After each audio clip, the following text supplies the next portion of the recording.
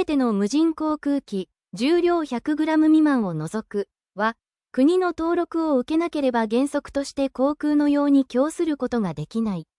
登録の有効期間は3年で、無人航空機には登録記号を表示し、リモート ID 機能を備える必要がある、一部例外あり。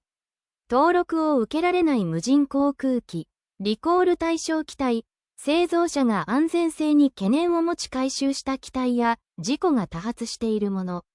安全リスクがある機体、不要な突起物があり、地上の人に衝突する危険があるもの。制御が困難な機体、遠隔操作または自動操縦による飛行が著しく困難なもの。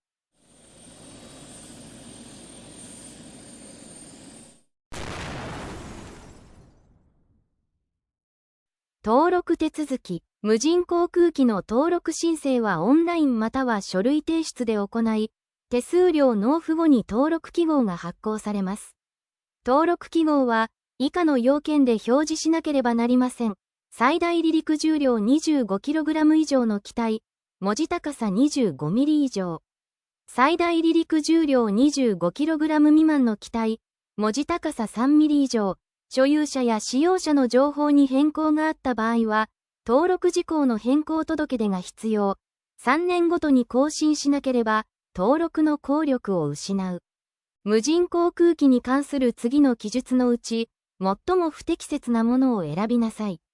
1、登録の有効期間は3年である。2、すべての無人航空機、100g 未満も含む、は、国の登録を受けたものでなければ、原則として航空の用に供することができない。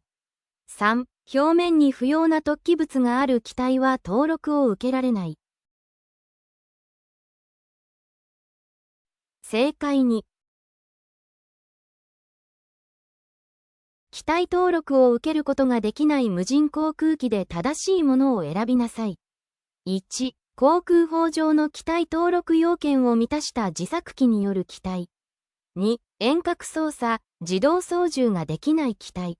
3、25kg の農薬散布ドローン。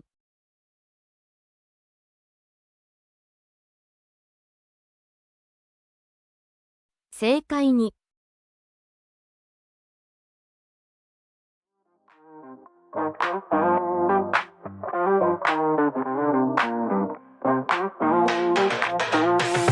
Strutting on the catwalk, lights so bright. Shades hide the future.